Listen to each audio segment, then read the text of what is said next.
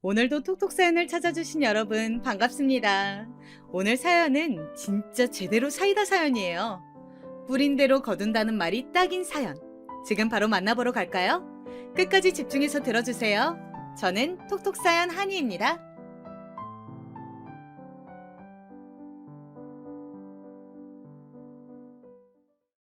안녕하세요. 저는 서울에서 두 딸을 키우며 남편과 사는 50대 여자입니다. 어제 오랜만에 대학 친구들을 만나 그동안 어떻게 살았는지 얘기를 꺼내게 되었는데 제가 어떤 얘기를 꺼냈더니 친구들이 너무 통쾌하다고 하더라고요. 그러면서 무조건 라디오나 유튜브에 제보하라고 해서 용기 내어 제보하게 되었습니다. 처음에는 망설였는데 제가 잘못한 것도 없고 저도 인생 살면서 제일 통쾌했던 날이라 얘기를 해보려고 해요. 대한민국 며느리라면 다들 겪어보셨을 시댁에 관한 얘기인데요. 그 전에 제가 살아온 환경을 말하고 넘어가야 이해가 쉬워서 말을 해보겠습니다. 저는 태어난 곳도 서울에서 태어났는데 외동딸이라 형제가 없었어요. 부모님은 당시에 대출도 많았고 사는 것이 바빠 일하느라 정신이 없으셨습니다. 그래서 저를 친할아버지와 친할머니가 계신 경기도로 보냈어요. 아마 3살 때부터였는데 덕분에 제 어린 시절을 생각하거나 사진을 보면 친할아버지와 친할머니가 옆에 항상 계십니다. 유치원도 두 분이 저를 챙기시면서 보냈고 초등학교도 무려 친할아버지 집에서 다녔어요. 부모님은 주말마다 저를 보러 오셨는데 다행히 두 분이 사이가 좋지 않다거나 저를 사랑하지 않는 것은 아니었습니다. 지금은 괜찮지만 그때 아버지가 사기당해서 집이 휘청했을 때라 저를 친가에 맡겨두신 거였다고 합니다. 주말에 부모님이 오시면 같이 햄버거도 먹고 놀이공원도 다녔는데 그래도 평일에 친할아버지와 친할머니가 저를 너무나도 예뻐하셔서 사랑을 많이 받고 자랐다고 자부해요. 제가 친가에서 자랐다고 하면 주말에 부모님과 떨어질 때 울었겠다고 많이 말씀하시는데 전혀 운 적이 없습니다. 정확히 말하면 아주 어릴 때는 울었다는데 초등학교에 입학하고 나서는 매일 부모님과 전화도 했고 금요일 밤이면 부모님이 저를 보러 온다는 것도 잘 알았기 때문에 괜찮았어요. 부모님은 무슨 일이 있어도 저를 보러 오는 것은 단 한 주도 빼먹은 적이 없었거든요. 친할아버지는 자식이 우리 아버지 한 명뿐이었는데 그 당시 남아선호 사상이 심할 때였는데 저를 끔찍히 여기셨습니다. 우리 공주라고 부르시며 학교 앞에 서서 제가 하교할 때 친할머니와 두 분이 손을 꼭 잡고 기다리셨어요. 어릴 때라 친구들이 저보고 왜 너는 엄마랑 아빠랑 같이 살지 않아? 물어도 그냥 웃으면서 할아버지랑 할머니가 있으니까 괜찮아. 답했던 기억이 생생합니다. 어렸던 저를 위해 두 분의 입맛에 맞지 않는 소시지를 일부러 사서 요리해 주셨고 무조건 제 편이었어요. 그러다 중학생 때 경기도에서 서울에 있는 우리 집으로 갈 때는 제가 가기 싫어서 엉엉 울었답니다. 그런 저를 보고 오히려 부모님이 난감하셨다고 할 정도였죠. 두 분은 저를 보러 가겠다고 혹은 저보고 언제든지 놀러 오라고 하셨고 실제로 제가 중학생 때 사춘기가 와서 힘들 때마다 할아버지 집으로 가서 자고 온 적도 많아요. 물론 부모님도 너무 사랑하고 우리 집이 좋았는데 할아버지 집은 제 마음의 안식처였고 들어가며 어렸을 때 제가 떠오르는 공간이었습니다. 그렇게 중학교와 고등학교는 서울에서 나왔고 저는 안타깝게도 공부머리가 그렇게 있는 편은 아니었어요. 아무래도 조부모와 살았으니 어릴 때 교육에 대해서는 다른 친구들과 비교해도 떨어지는 편이었습니다. 그래도 우리 할아버지는 중학교 교사로 일하셨는데 이미 그때는 은퇴하고 나이가 드셔서 아는 것은 분명히 많아도 저에게 직접 알려주는 것은 힘들어 하셨어요. 또 저를 너무나도 예뻐하신 탓에 앉혀놓고 공부하기보다는 할머니와 저와 셋이 등산을 가거나 옛날 이야기를 해주시며 시간을 보냈습니다. 그렇다고 제가 완전히 멍청하거나 성적이 많이 바닥에서 노는 학생은 아니었고 서울에 있는 전문대에 입학할 성적은 되었어요. 지방 4년제와 전문대와 고민하다 집에서 학교에 다니고 싶어서 전문대에 진학하게 되었습니다. 부모님은 언제나 제 선택을 존중해 주셔서 마음 편하게 다녔어요. 전공은 회계였고 대학을 졸업하고 바로 집 근처에 있던 건설회사에 격리로 취업하게 되었어요. 대학 때는 친구들과 많이 놀았는데 남자친구를 사귀지는 못했습니다. 하필이면 제가 서울에서 중학교와 고등학교를 다 여자만 있는 학교를 졸업해서 남자만 보면 얼굴이 빨개지고 부끄러웠어요. 그래도 대학 생활을 하며 많이 나아진 채로 입사했는데 거기서 건설회사 사무직이었던 선배를 만나게 되었습니다. 서로 호감인 채로 몇 개월을 보내다 본격적으로 사귀게 되었는데 이름은 창현이었고 저보다 4살 더 많은 남자였어요. 특출나게 잘생기거나 그런 것은 아니었는데 사람을 편하게 해주는 능력이 탁월했습니다. 얘기하다 보면 편하고 시간이 어떻게 지나는지 모르는 그런 사람 있잖아요. 그 사람이 딱 그랬어요. 우리는 연애하며 둘이 뭐 크게 싸운 적도 없었는데 그건 남자친구와 제 성격이 워낙 무난하고 다툼을 싫어해서 그랬습니다. 불만이 많은 편도 아니고 무슨 일이 일어나도 긍정적으로 어떻게든 되겠지 생각하는 편이라 깊게 생각하지 않거든요. 그렇게 꼬박 3년을 꽉 채워 사귀고 결혼 얘기가 슬슬 나왔습니다. 저는 결혼에 대해 마음먹었을 때 부모님보다 우리 할아버지 생각이 더 먼저 들었어요. 안타깝게도 할머니는 제가 대학생 때 암으로 돌아가셨는데 그때 너무 슬퍼서 한동안 정신을 차릴 수가 없었습니다. 제가 학교도 못 나가고 괴로워하니까 할아버지가 오히려 그런 저를 위로해 주실 정도였어요. 그 정도로 할아버지와 할머니는 제 인생에서 제일 중요한 존재였고 그걸 부모님도 아셨습니다. 저는 남자친구인 창현 씨에게 우리 할아버지한테 가장 먼저 인사를 가자고 해서 할아버지에게 미리 말하고 집으로 갔는데 들어가자마자 저는 눈물이 나왔어요. 할아버지는 제가 어렸을 때 저에게 손수 요리도 해주시곤 했는데 특히 제가 고등어 요리를 좋아합니다. 고기보다 생선을 훨씬 좋아하는 저를 위해 시장에서 새벽부터 가서 고등어나 갈치를 사오시고 할머니와 저를 먹으라고 요리하신 할아버지셨어요. 그걸 기억하신 건지 제가 갈 때마다 할아버지는 저에게 요리를 해주셨는데 제가 결혼할 남자친구를 데려간다니까 글쎄 혼자 고등어 구이와 갈비찜 그리고 동태찌개와 계란말이 잡채 등 상다리가 부러질 정도로 요리를 해놓으셨어요. 우리 할아버지지만 진짜 제가 자랑할 만하죠.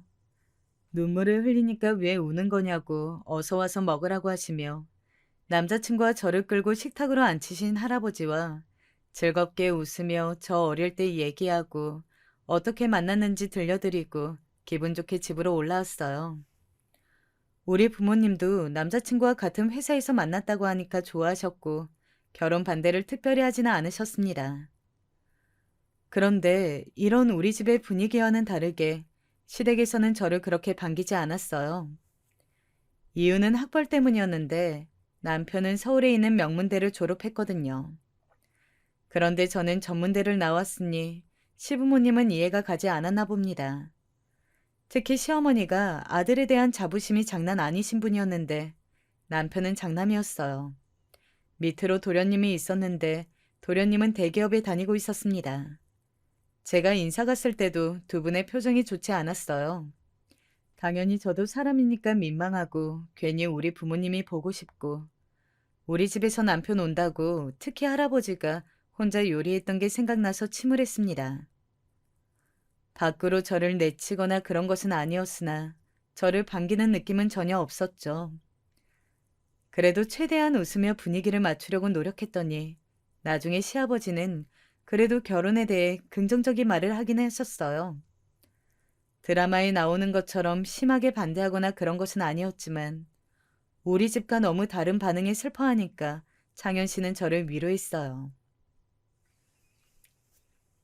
우리 부모님, 특히 어머니가 아들 2명을 명문대에 보냈다는 자부심이 있으셔.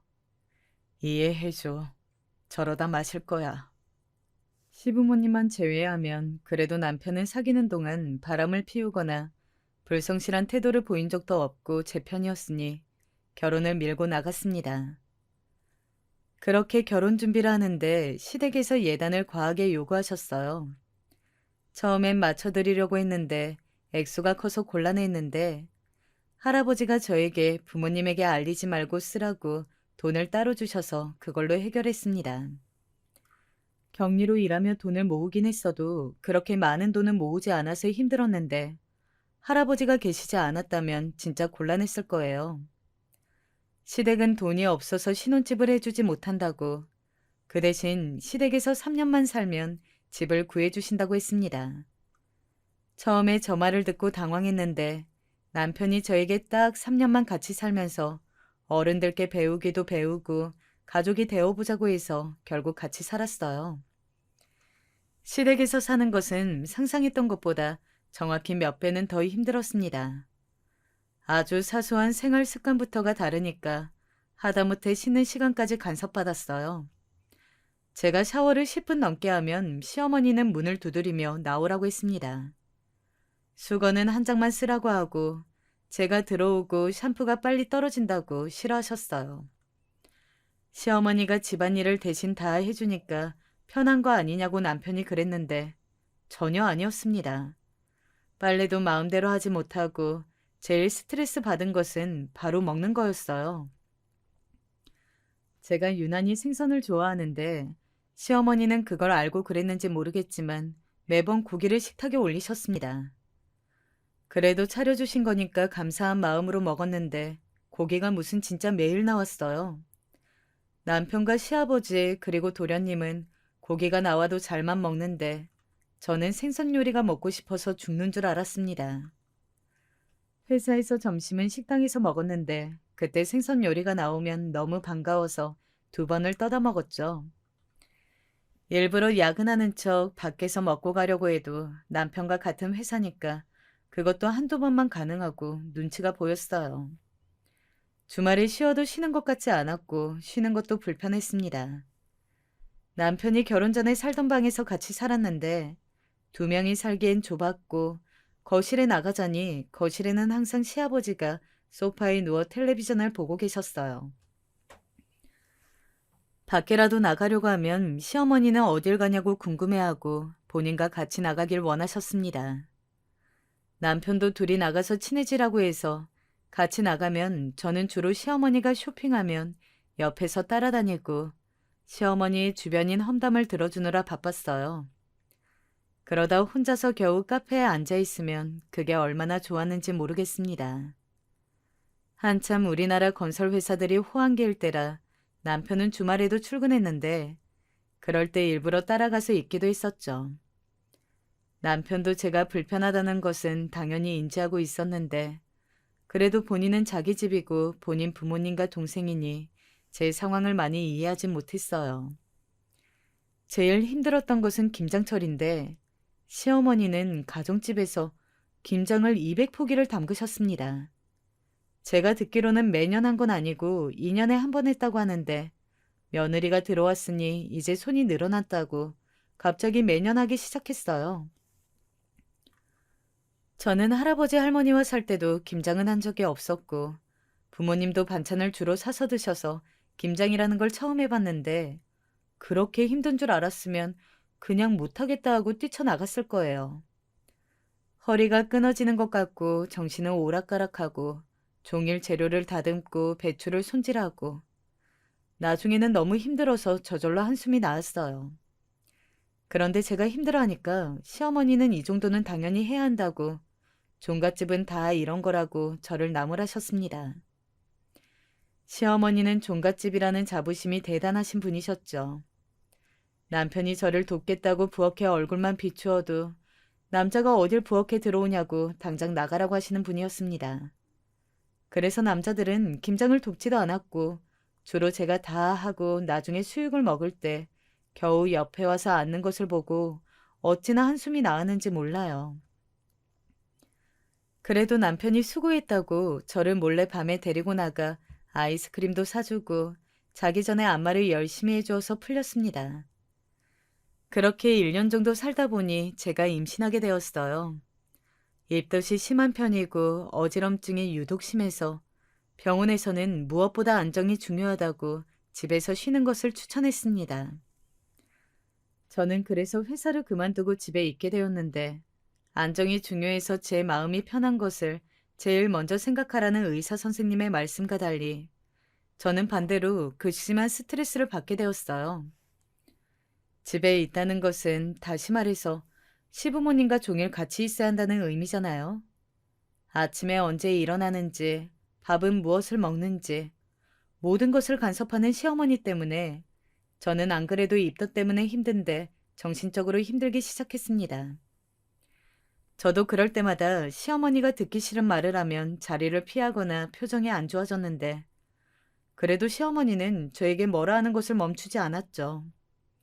시아버지도 은퇴하고 집에 있었는데 진짜 손 하나 까딱 안 하고 소파에 계속 누워 있어서 오히려 저는 신기했습니다.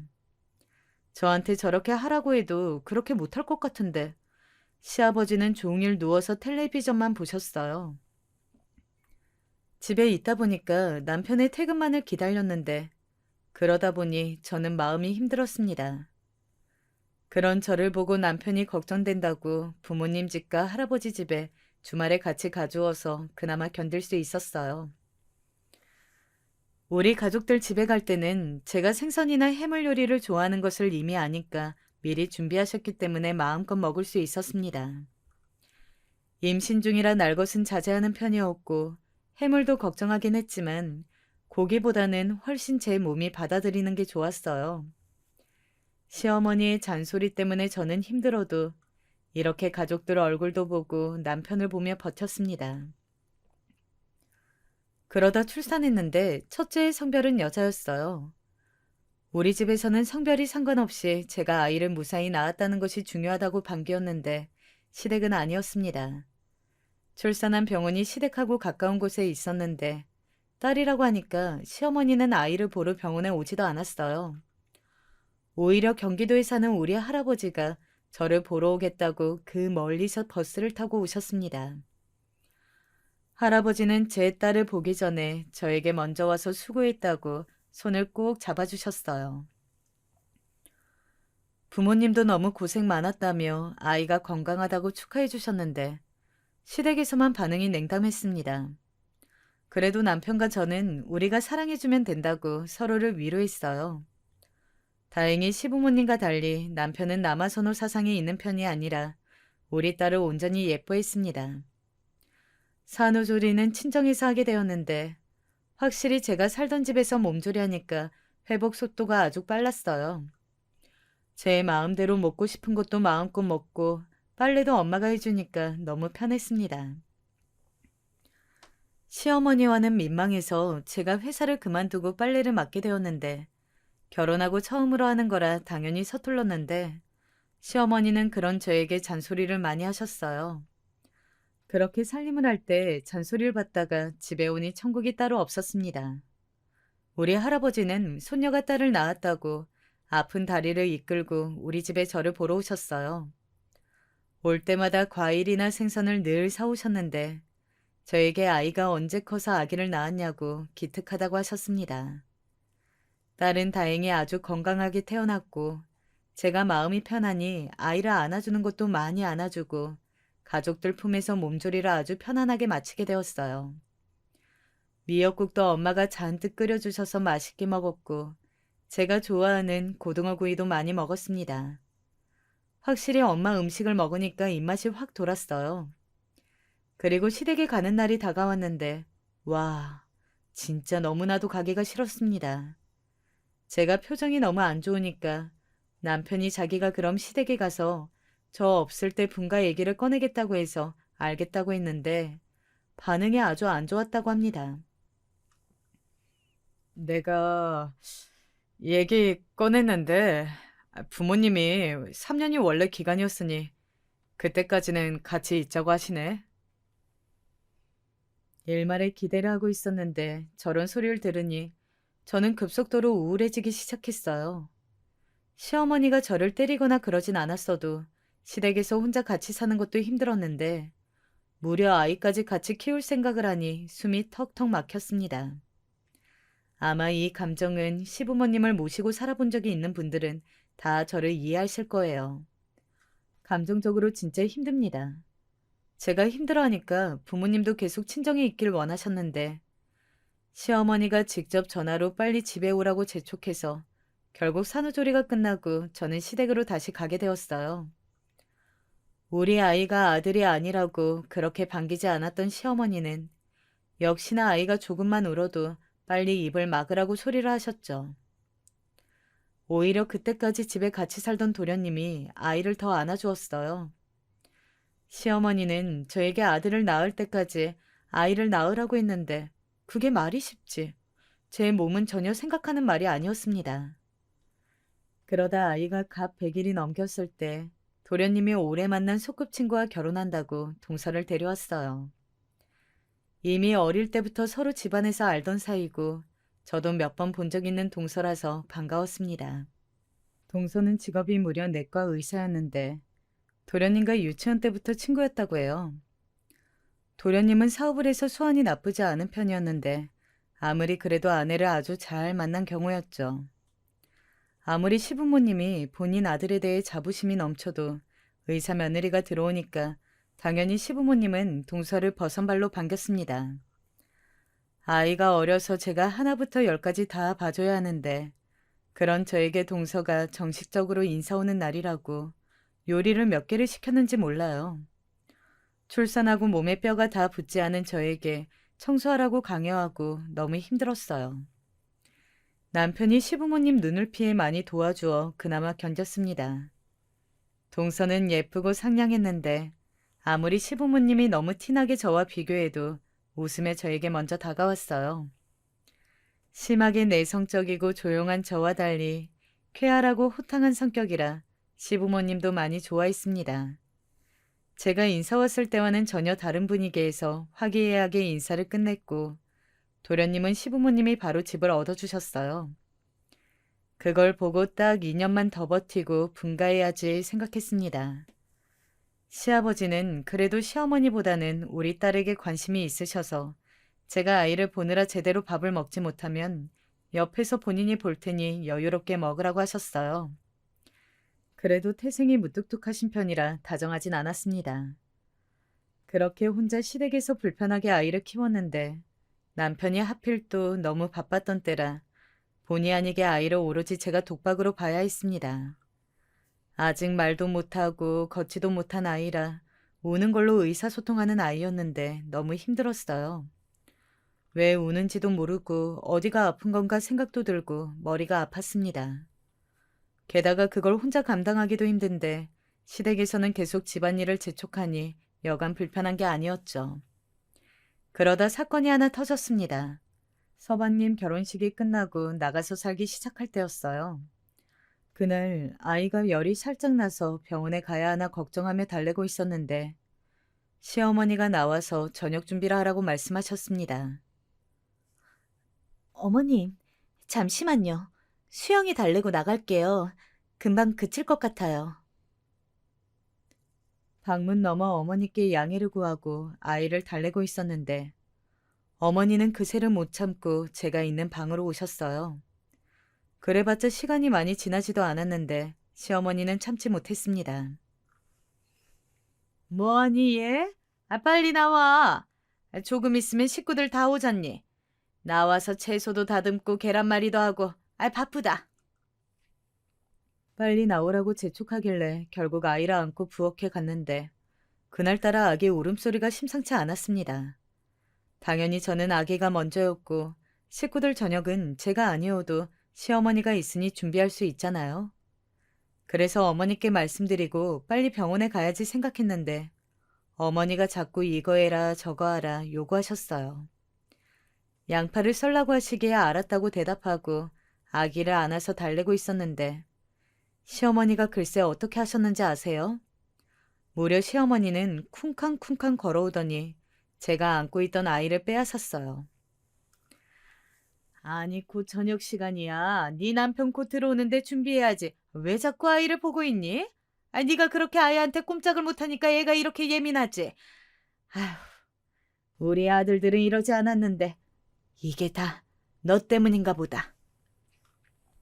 저 말을 하는데 저는 피가 식는 기분이 들었습니다. 가만히 시어머니를 바라보는데 시어머니는 아랑곳하지 않고 본인 아들 2명을 명문대에 보낸 비법을 물어보지도 않았는데 말하기 시작했어요. 그 순간 속에서 참던 것이 폭발해서 시어머니에게 다가가 아기를 빼앗았습니다. 그리고 방에 들어가 지갑만 들고 앞치마를 입은 채로 그대로 집 밖으로 나왔어요. 시어머니가 뒤에서 미쳤냐고 지금 뭐 하는 거냐고 소리 지르는 게 들렸지만 무시하고 그대로 택시를 탔습니다. 아이도 울고 저도 우니까 택시기사님이 무슨 일 있냐고 물었는데 저는 저도 모르게 할아버지가 계신 집 주소를 말했어요. 성품이 좋은 택시기사님을 만난 덕에 가면서 많이 진정할 수 있었고 갑작스럽게 방문한 할아버지 집이라 걱정했는데 다행히 할아버지는 웃는 얼굴로 반겨주었습니다. 상당히 놀랐을 텐데 그저 손녀가 자식들 데리고 보러 와준 거냐고 잠시만 있으라고 하더니 밖에 나가서 또 고등어를 사오셨어요. 눈물이 나오는 것을 꾹 참고 그냥 저도 할아버지가 보고 싶어서 왔다고 대답했습니다. 그리고 할아버지와 같이 딸하고 밥을 먹고 쉬고 있었는데 남편이 저를 데리러 왔더라고요. 덕분에 할아버지 집에서 웃는 얼굴로 나올 수 있었습니다. 남편은 시어머니한테 이미 얘기를 들었는지 저에게 그래도 가서 먼저 사과하고 좋게 풀자고 하더라고요. 사과? 사과는 내가 시어머니한테 들어야지. 당신 누구 남편이야? 그 집 아들이면서 내 남편이잖아. 여보, 제발. 내 생각도 해주라. 나는 당연히 당신을 더 이해하지. 그래도 그냥 이 방법이 더 편하잖아. 자기는 당신 딸 생각은 안 해? 나도 나지만 딸 생각을 좀 해봐. 좋게 풀 수 있는 걸 왜 꼬아서 생각해? 내가 엄마한테 말 듣고 오히려 뭐라 하고 나왔어. 차를 타고 가는 내내 저는 남편과 말다툼을 했어요. 딸이 차에만 타면 주로 자서 가능했습니다.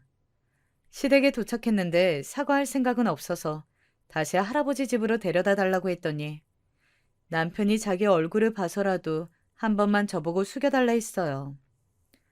많은 대화 끝에 결국 집에 가서 어머니한테 마음에도 없는 사과를 했고 시어머니도 남편이 미리 말했는지 알겠다고 하고 그렇게 넘어갔습니다. 그래도 제가 평소에 매일 아무 말도 안 하고 살다 그렇게 집을 뛰쳐나간 게 시어머니는 충격이었는지 한동안 저를 괴롭히지 않았어요. 친구들에게 말하니 그런 식으로 며느리도 마냥 당하지 않는다는 것을 보여주라고 했죠. 그렇게 저는 아이를 키우며 바쁘게 지냈고 명절이나 생일 때 만나는 동서는 여전히 저에게 상냥했습니다. 그러다 제 인생에서 가장 슬픈 일이 발생하게 되었는데 바로 할아버지가 돌아가시게 되셨어요. 그날은 평일이어서 아침에 남편을 출근시키고 시어머니와 같이 청소하고 있었습니다.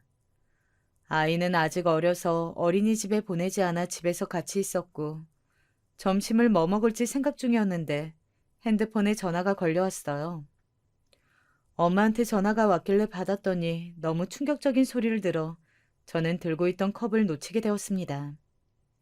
시어머니가 무슨 일이냐고 지금 뭐 하냐고 하는데 그 말은 들리지도 않았어요. 심지어 제 분신처럼 생각하던 우리 딸까지 집에 두고 저는 그 길로 뛰쳐나와 택시를 탔습니다. 엄마가 저에게 들려준 충격적이고 믿고 싶지 않은 말은 바로 이 말이었어요. 딸, 할아버지 돌아가셨대. 지금 아빠랑 같이 장례식장으로 가고 있어. 너도 거기로 와. 아휴, 어떡하니? 운전하지 말고 택시 타고 와. 엄마가 주소 찍어 보내줄게. 저는 아무 대답도 할 수 없었고 택시에 타서 장례식장을 가는 내내 눈물도 나오지 않았습니다. 그냥 현실이 아닌 것 같았고 실감이 나지 않았어요. 장례식장에 도착해서 부모님의 얼굴을 보고 우는 아빠를 보고도 눈물이 나오지 않았습니다. 남편이 딸을 데리고 도착했는데 남편의 얼굴도 제가 제일 사랑하는 우리 딸의 얼굴도 보이지 않았어요. 제가 정신이 들었던 것은 발인날이었습니다. 그때까지는 아무 생각이 없다가 발인날이 되니까 미친 듯이 눈물이 나오며 정신을 차리기 힘들었어요. 울다 지쳐 주저앉았는데 이대로 정신을 잃으면 할아버지의 마지막 가는 길도 못 보는 거라 버텼습니다.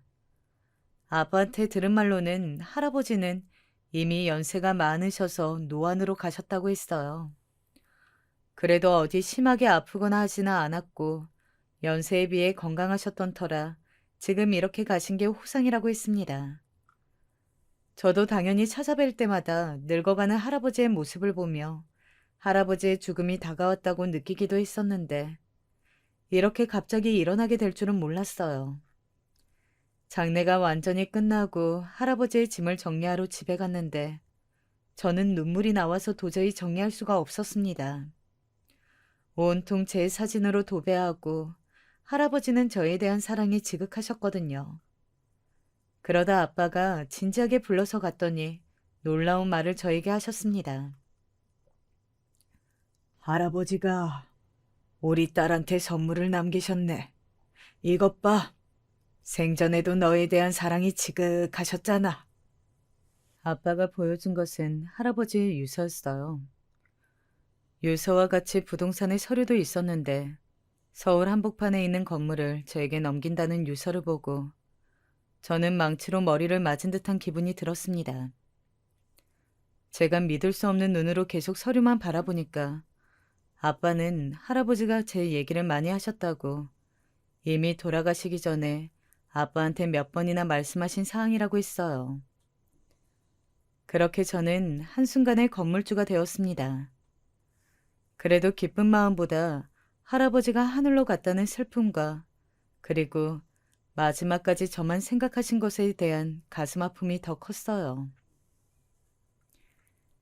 그래도 시댁 식구들에게는 알리지 마라. 사람 일이라는 게 어찌 될지 몰라. 알리려면 시간이 좀 지나고 상황이 안전된 다음에 그때 밝히렴. 저는 부모님의 조언을 받고 건물주가 되었다는 사실을 알리지 않았어요. 다만 이제 아이도 꽤 자랐고 분가할 시기가 됐으니 분가할 때 돈을 보태기로 했습니다. 남편에게 할아버지가 돌아가시면서 남기신 돈이 있다고 그 돈으로 분가하자고 했고 남편도 동의했어요. 시어머니에게 결혼 전에 약속한 3년이 지났으니 나가겠다고 하니까 대놓고 서운해 하시더라고요. 그래도 저는 워낙 분가에 대한 의지가 확고했고 돈도 있으니 남편을 구슬려 아파트를 하나 얻게 되었습니다. 시어머니는 이 분가로 인해 저를 다시 미워하시게 되셨어요. 제가 배신을 했다고 은혜를 모른다는데 도저히 이해되지 않았습니다. 이미 약속한 기간이 지났는데 뭐가 배신이라는 건지 이해하고 싶지도 않았어요. 할아버지가 돌아가시고 안 그래도 마음이 심란한데 시어머니까지 저러니까 시댁하고는 거리를 두어야지 생각했습니다. 얼마 지나지 않아 추석이었는데 남편과 시댁에 갔더니 저에게 추석 전에 와서 음식을 도와야지 왜 미리 안 왔냐고 가족들 앞에서 망신을 주더라고요. 당연히 며느리라면 시댁이 먼저 왔어야지. 기어코 내가 말을 하게 만드니? 아니 나만 나쁜 사람이 되게 해? 어머니, 집사람 바빠서 그랬어요. 이해해 주세요. 다음부터는 제가 집사람 데리고 빨리 올게요. 뭐가 바빠? 자기가 의사야 대기업 다녀? 집에만 있으면서 뭐가 바쁘니? 하는 것도 없으면서 바쁜 척은 왜 하는 건데? 이건 기본 예의라고. 아이가 어리잖아요. 어머니, 왜 그러세요? 제발 그만하세요. 오늘 좋은 날이잖아요. 남편이 저 대신 나서니까 시아버지도 기분이 나쁠 것 같았고, 저 때문에 집안 분위기가 망치는 걸 보고 있기 힘들어서 그냥 다음부터는 빨리 오겠다고 하고 마무리했습니다. 시어머니는 되게 유치하게 동서와 저를 차별했는데, 예를 들어 이렇게 명절날에는 음식 차릴 때나 치울 때 오로지 저만 부르셨어요. 동서가 와서 도우려고 하면 의사 며느리는 이런 거 하지 않아도 된다고 저만 시켰습니다. 보다 못한 남편이나 서방님이 도우려고 하면 어디 남자가 이런 일을 하냐며 역정을 내셨죠. 저런 시어머니를 모르던 것도 전혀 아니고 그냥 제가 하고 마는 게 오히려 상황을 빠르게 진정시키는 방법이란 것을 아니까 저도 최대한 모른 척하고 빨리 나서서 하곤 했습니다. 동서는 사람이 착해서 그럴 때마다 시어머니를 말리고 몰래 저에게 와서 미안하다고 사과했는데 동서에게는 그래서 별로 부정적인 마음이 없었어요. 시어머니는 저에게는 아이 얘기를 얼굴 볼 때마다 하며 빨리 계속 아이를 가져야 아들도 생긴다고 재촉하셨습니다. 그런데 동서에게는 의사니까 알아서 똑똑하게 자녀 계획을 세울 것 같다며 마음대로 하라고 하더라고요. 그런 말에 이제 면역이 되어 짜증이 나다가도 남편에게 대신 짜증을 내고 최대한 무시하며 지냈습니다. 그러다 어느 날이었어요. 아빠가 저에게 건물주가 자기 건물 구경도 하지 않아도 되냐고 저를 부르셨습니다. 저는 건물주가 되었다는 사실을 주변에도 알리지 않고 가만히 있었는데 할아버지가 돌아가시며 남겨준 유산이라 그걸로 자랑하기는 싫었어요. 물론 미래에 관한 막막함이 있다거나 그러진 않아서 그저 할아버지에게 감사한 마음이었습니다. 우리 딸의 교육에 관해 투자할 때도 마음껏 하고 싶은 것을 시켜줄 수 있어서 다행이었죠. 아무튼 그래서 아빠를 따라 건물을 가게 되었는데 부동산에도 들리고 은행에도 들리고 아주 바쁘게 돌아다니다 제 소유의 건물을 봤는데 병원도 있고 약국도 있고 학원에다 피부관리실부터 독서실까지 아주 들어있는 가게가 많은 큰 건물이었습니다. 할아버지가 평생 모으신 돈과 은퇴하고 제가 중학생 때 부모님을 따라 서울에 가고 소소하게 번 돈을 합쳐서 사신 건물이라고 했어요. 사실 때는 작은 꼬마 건물이었는데 시기를 잘 타서 이제는 아주 큰 건물이 되었다고 부동산 아저씨가 저에게 아주 친절하게 설명해 줬습니다.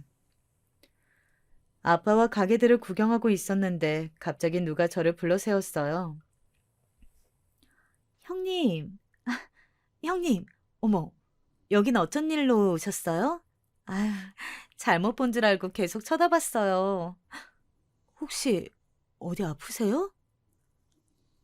동서, 어머, 아, 동서병원 여기예요? 아휴, 나도 몰랐네. 아휴, 네, 맞아요.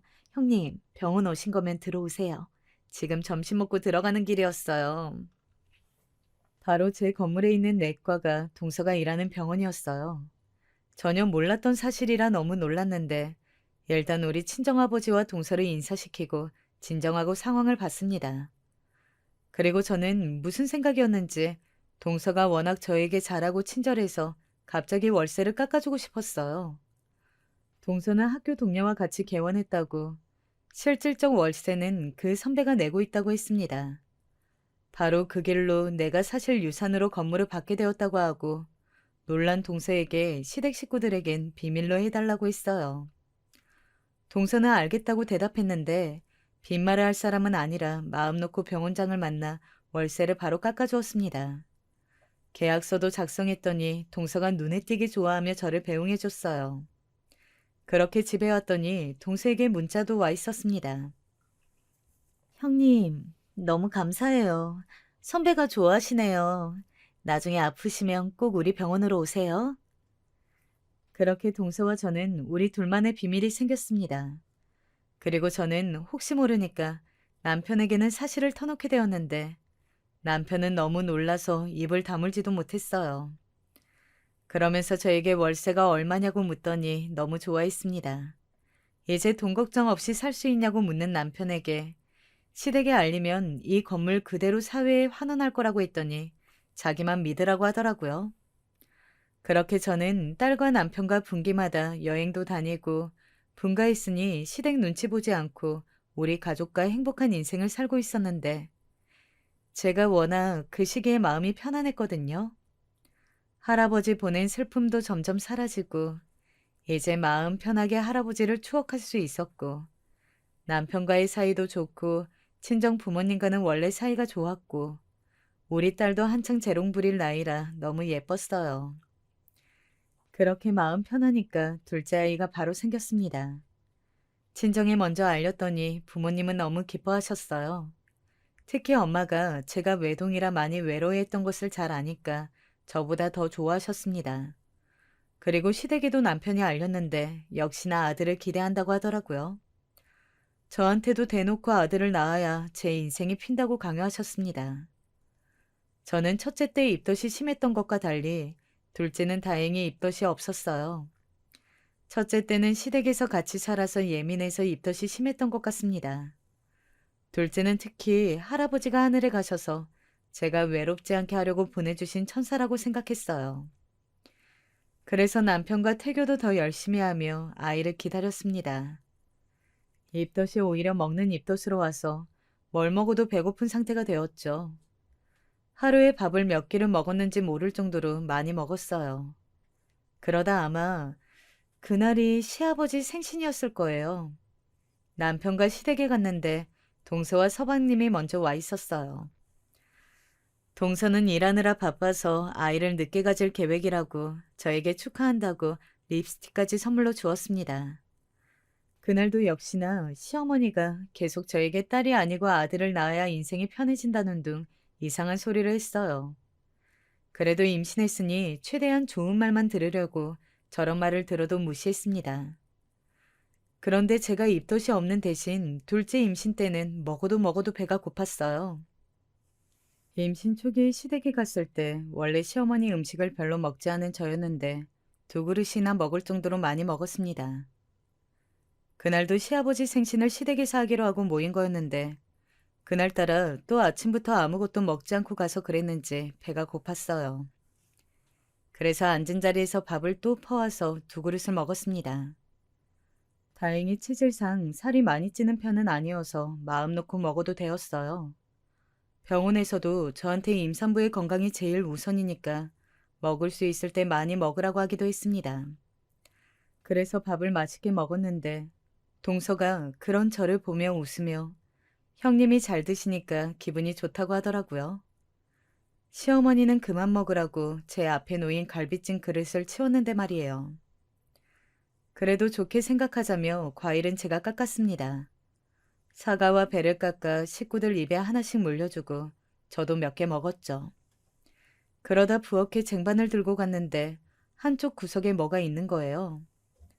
뭐지 싶었는데 그냥 무시하려고 했습니다. 그런데 딸이 저를 따라왔다가 그쪽으로 가길래 딸을 제지하려다 궁금해서 봤더니 게장이 있었습니다. 무려 간장게장이었는데 제가 고기보다 해물을 훨씬 좋아하고 특히나 생선구이나 게장은 밥을 5그릇도 먹을 수 있을 정도로 좋아해요. 물론 밥을 먹고 난 뒤였지만 임신기간이기도 했고 그날따라 너무 배가 고파 참을 수 없었습니다. 시어머니에게 먹어도 되냐고 물어보려고 거실로 나갔는데 서방님이 시부모님 집 앞에 잠깐 주차 문제로 나갔다는 거예요. 무슨 일이냐고 물어보길래 저는 웃으면서 게장이 있던데 딱 한 조각만 먹고 싶다고 얘기했어요. 그랬더니 서방님이 임신했는데 그 정도는 당연히 먹어도 된다고 저한테 마음껏 먹으라고 했습니다. 아이가 위험한 초기도 아니고 이미 중기가 지난 후라 게장은 먹어도 될 것 같았죠. 그래서 그럼 먹고 시어머니에게 말해야지 생각하고 진짜 딱 한 조각만 꺼내서 입으로 가져갔습니다. 그런데 막상 먹으니까 제 생각보다 맛있었어요. 그래서 꾹 참고 게장이 담긴 용기에 뚜껑을 덮고 있었는데 마침 시어머니가 들어왔습니다. 시아버지와 얘기하며 들어오던 시어머니는 저를 보자 2눈을 동그랗게 뜨며 달려왔어요. 예, 너 지금 뭐 하는 거야? 너 지금 그거 열었니? 어머니, 죄송해요. 너무 먹고 싶어서 딱 한 조각만 먹었어요. 이거 어디서 구하셨어요? 너무 맛있어요. 아니, 반만 축내년이 누구 걸 손대? 미쳤니? 이거 우리 의사 며느리 주려고 내가 비싸게 주고 사온 거야. 뭐 하는 거야, 지금? 어머님, 너무하세요. 저 딱 한 조각만 먹었어요. 너무하긴 누가 너무해? 네가 제일 너무해. 그걸 도둑처럼 꺼내 먹으면 어떡해? 엄마, 제가 형수님 보고 먹으라고 했어요. 왜 그렇게 화를 내세요? 저는 시어머니의 소리를 듣고 깜짝 놀랐습니다. 임신한 첫째 며느리는 딱 한 조각만 먹었다고 저렇게 난리를 치고 의사 며느리는 따로 게장을 주문해서 챙겨줄 정도로 차별하다니. 저는 민망하기도 하고 슬프기도 하고 복합적인 생각이 들었고 무엇보다 서러웠어요. 옆에서 서방님이 나서서 자기가 먹으라고 했다고 해도 시어머니는 그 말 자체를 믿지 않았습니다. 도대체 내가 왜 여기서 이러고 있어야 하나 생각이 들었죠. 남편이 대신 시어머니에게 그만하라고 왜 그러냐고 따지는데 고맙지도 않고 그저 슬펐습니다. 딸과 함께 시댁을 나가려고 했는데 바로 그 순간이었어요. 평소에 동서는 시어머니가 그래도 중간에선 눈치를 보거나 저에게 따라와서 위로했는데 그날은 동서가 봐도 심했었나 봐요. 순식간에 일어난 일인데 동서가 지켜보다 갑자기 우리, 정확히 말하면 시어머니 쪽으로 갔습니다. 그러더니 저에게 욕하며 뭐 하는 거냐고 따지던 시어머니의 입을 막았어요. 그 행동만으로도 놀랐는데 그 뒤에 오는 말에 그렇게 서로 큰 소리로 말하던 시댁이 갑자기 조용해졌습니다. 숨막히는 정적이 찾아왔어요. 어머니, 제발 그만하세요. 우리 병원 건물주가 형님이세요. 귀한 집 자식인데 왜 그러시는 거예요? 우리 병원 월세도 깎아주셨어요. 형님한테 너무 뭐라 하지 마세요. 동서가 저렇게 말하자 진짜 한순간에 시댁이 갑자기 조용해지며 시어머니는 석고처럼 굳었습니다. 저는 저렇게 말한 동서가 밉지 않았고 오히려 고마웠어요. 서방님도 방관하던 시아버지도 다들 놀라서 저에게 그게 진짜냐고 묻는데 남편이 옆에서 거들었습니다. 그럼 진짜지 가짜야? 내가 집사람이 말하지 말래서 말 안 했는데 엄마 진짜 너무하네. 도대체 집사람한테 왜 그러세요? 사실이라는 것이 밝혀지자 시어머니는 아무 말도 하지 못했어요. 시아버지가 조용히 저에게 다가와 진짜냐고 물었는데 저는 고개를 끄덕이며 긍정했습니다. 그날 무슨 정신으로 집 밖을 나왔는지 모르겠는데 정신 차리니까 집에 있었어요. 남편은 재수 씨가 한 건 했다며 좋아하고 저도 어차피 밝혀질 거 동서가 현명하게 대처했다고 생각했습니다. 동서에게 전화가 와서 받았더니 제가 곤란할까봐 걱정하더라고요. 저는 전혀 아니라고 하며 동서를 안심시켰죠. 그 다음에는 진짜 제가 말하면서도 웃긴데 시아버지와 시어머니의 행실이 바뀌었어요. 저는 시부모님들이 그런 목소리와 표정을 낼 수 있는 사람들인 줄 처음 알았습니다. 저에게 맨날 얘, 너 하던 시어머니는 어디 가고 저를 아가라고 부르더라고요. 우리 딸이 와도 눈길 한번 주지 않았던 사람들이 우리 소중한 손녀딸 왔냐며 좋아했어요. 그걸 보면서 웃기지도 않았답니다. 그리고 둘째는 시어머니의 아들 타령에도 불구하고 딸이 태어나서 저는 자매 엄마가 되었어요. 그렇게 저에게 딸은 필요 없고 무조건 아들을 낳아야 한다며 아들 강요를 하던 시어머니는 첫째 때는 병원에도 오지 않았으면서 둘째 때는 병원에 찾아와서 제 곁을 지키더라고요. 물론 제가 보기 싫어서 남편을 시켜 집으로 돌려보냈습니다. 그 뒤로는 첫째 때는 주지 않던 아기 선물들, 예를 들어 내복이나 장난감, 기저귀 같은 것들을 주었는데 너무 노골적이라 제가 더 민망했어요. 그러면서 저에게 시댁 빚을 말하며 갚아달라는데 제가 왜요? 절대 갚아주지 않을 거랍니다. 심지어 남편도 갚아주지 말라 했어요. 저한테 잘했으면 당연히 제 성격상 나서서 도와주고 시어머니가 그렇게 좋아하는 백화점에 데려가서 머리부터 발끝까지 선물을 몇 번이나 해주었을 텐데 자기 무덤을 자기가 판 거죠. 이래서 뿌린 대로 거둔다는 말이 있나 봐요. 그 뒤로 동서와는 사이가 더 좋아졌고 서방님과 동서와 우리 부부와 두 딸까지 우리끼리만 놀러 가기도 하고 있어요. 동서네 병원 월세도 더 감면해줬고 서방님이 개인적으로 돈 쓸 일이 있어서 도와주기도 했습니다. 시어머니는 예전에 저한테 어떻게 행동했는지 아예 까맣게 잊었는지 계속 연락이 오는데 이제는 오히려 그런 시어머니를 즐기고 있어요. 제가 생선 좋아하는 것을 이제야 깨달았는지 어쩌다 시댁에 가면 생선 굽는 냄새가 집 밖에 진동하더라고요. 그래도 남편 부모니까 용돈을 한 번 드렸더니 그 뒤로 저한테 더 꼼짝을 못합니다. 돈이 있으니까 이렇게 결혼 생활이 편하더라고요. 그래서 지금은 너무나도 행복하게 인생을 살고 있습니다. 우리 남편과 부모님 그리고 두 딸과 경제적으로도 넉넉하게 부족함 없이 사는 인생이 즐거워요. 이게 다 저를 키워주신 할아버지와 할머니 덕분이라고 생각합니다. 하늘에서 제가 이렇게 행복하게 사는 것을 두 분이 다 지켜보고 있을 거라고 믿어요. 저는 남은 인생도 이렇게 행복하게 할아버지 덕분에 잘 살아보겠습니다. 제 사연은 여기까지예요. 여러분 들어주셔서 정말 감사합니다. 몸 건강히 다치지 말고 가족들과 행복하게 사시길 바랄게요.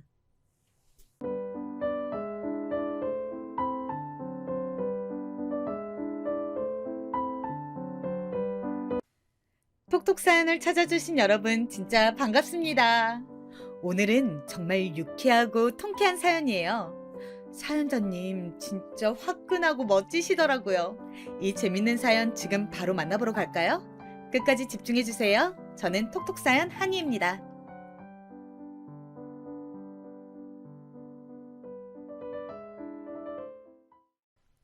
안녕하세요. 저는 서울에서 두 아들과 남편과 사는 40대 아줌마입니다.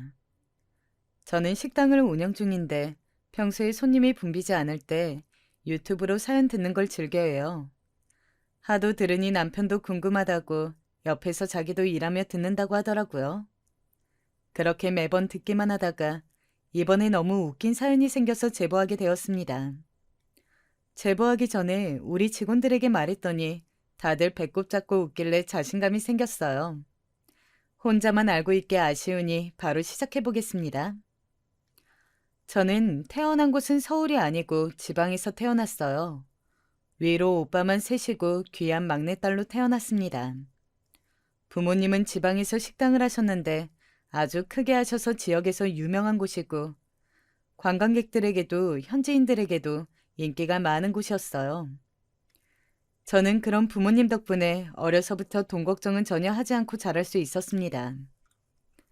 부모님 식당은 갈비를 파는 곳이었는데 덕분에 고기도 질리지 않고 먹었고 그 고기들은 죄다 우리 집 가족들을 아주 건장하게 만들어 주었어요.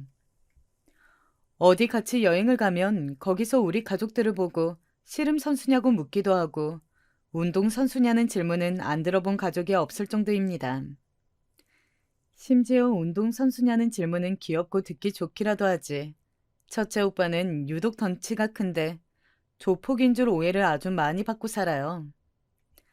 아버지와 첫째 오빠는 똑같이 생겼는데 둘 다 인상도 험악해서 덕분에 식당을 운영하며 한 번도 시비가 걸리거나 술 취한 사람이 난동을 부려도 금세 조용해지고 편안하게 가게를 할 수 있었죠. 어머니는 몸집은 작은데 성격이 장난 아니셔서 우리 집에서 제일 불같은 사람입니다. 제가 갈비 덕분에 유치원을 다닐 때부터 몸집이 우람했는데 게다가 위에 오빠만 셋이니까 성격도 괄괄하고 드셌어요. 우리 집이 겉모습은 다 씨름 선수여도 나름 의리는 제대로 있는 집이라 괴롭힘 당하는 친구들을 다 구해주고 다녔는데 그건 저도 똑같았습니다. 아직도 기억나는 것은 초등학교 때 힘없는 친구를 괴롭히던 친구가 있어서 제가 가서 똑같이 때려주었어요. 그랬더니 걔가 여자만 봐줄 줄 아냐고 저에게 발차기를 날렸는데 저도 당하지 않고 똑같이 때리다 둘 다 코피가 나고 부모님도 학교로 오고 난리가 아니었습니다. 그런데 거기서 우리 아버지가 저보고 잘했다고 칭찬해서 선생님들이 아버지를 쫓아냈던 기억이 나요. 그 뒤로 아무도 저를 건들지 않았는데 중학교 때 그런 저를 모르고 괴롭혔던 아이가 있었습니다. 지방이라 대부분 아는 사이고 제가 몸집이 어릴 때부터 크고 우람했고 또 위로 오빠가 셋이나 있으니 대부분은 저를 건들지 않았거든요. 초등학교 때 위에 말했던 일화처럼 남자랑 싸워도 이겼던 저라서 다들 피했는데 그걸 모르던 전학생이 저를 건드렸던 적이 있습니다. 하필 근데 중학생 때라 남자 여자 힘의 차이가 컸고 그 친구도 키가 커서 제가 일방적으로 당했어요. 그렇게 울며 집으로 들어갔더니 오빠들과 아버지가 난리가 나서 바로 그 친구를 찾아가서 위협적으로 내 동생 다시 한번 건들면 죽여버리겠다고 했더니 그 뒤로는 저를 건드는 사람이 없었습니다. 제가 비록 뚱뚱하고 못생겼어도 주변에 저를 따르는 친구들이 많았는데 특히 여자아이들이 저를 좋아했어요.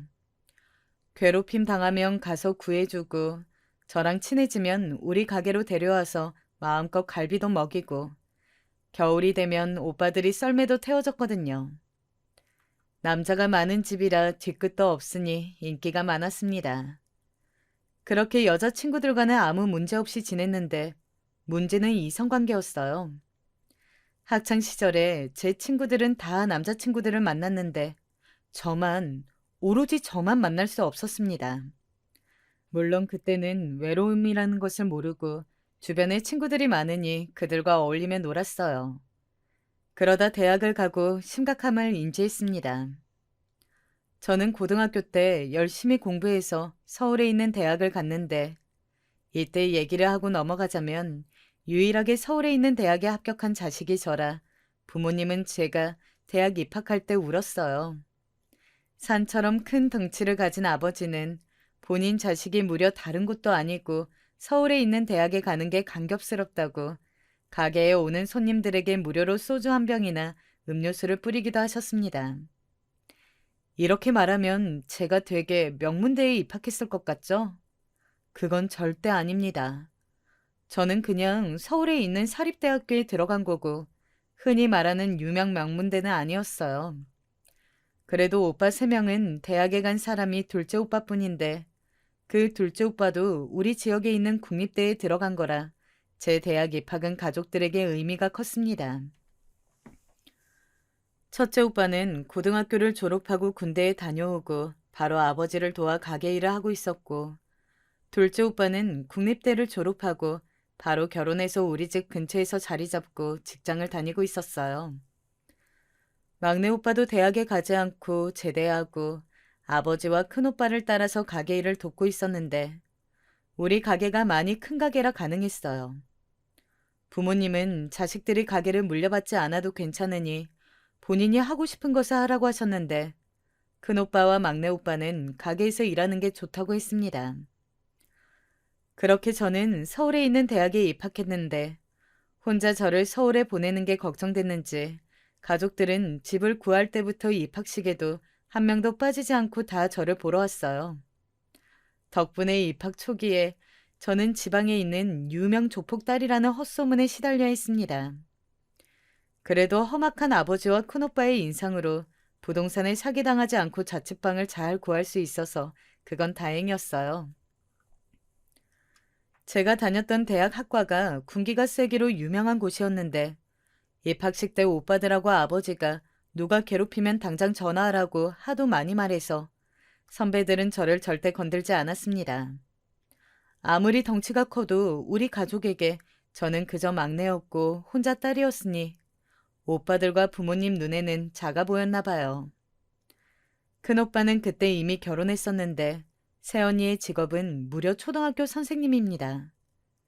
어렸던 저는 도대체 저렇게 천사 같고 선녀 같은 새언니가 우리 오빠랑 결혼하는지 진심으로 의문이었어요.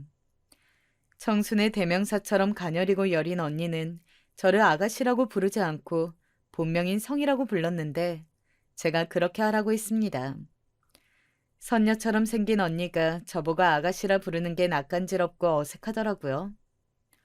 우리 집이 다행히 또 그렇게 호칭에 집착하는 편은 아니라 부모님도 너희가 좋으면 그렇게 하라 했고 저는 오빠들만 있다가 새언니가 가족이 되니까 어찌나 신났는지 모릅니다.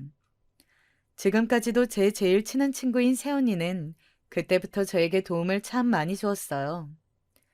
대학 신입생이라고 지방에서 주말에 올라와서 저를 데리고 백화점에 가서 옷도 골라주고 문화생활도 많이 하라고 이것저것 많이 알려줬습니다. 본인도 일하느라 바쁠 텐데 시간을 내어 저와 놀아주는 것을 보고 아버지가 감명받아 새언니가 저와 놀 때는 아빠 카드를 주며 언니 옷도 몇 벌 사서 들려보내라고 하셨죠. 아버지 덕분에 새언니와 저는 주말에 명동과 강남을 돌아다니며 많이 놀았는데 언니는 제가 성인이 돼 있으니 남자친구를 만나라고 하더라고요.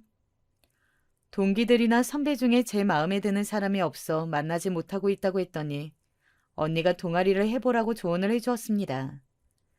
그래서 바로 동아리를 들게 되었는데 제가 앞서 말했듯 저는 통통한 편이라 댄스 동아리나 그런 곳은 당연히 들어가지 못했고 그렇다고 뉴스 토론 동아리나 독서 동아리도 들어가기가 싫더라고요.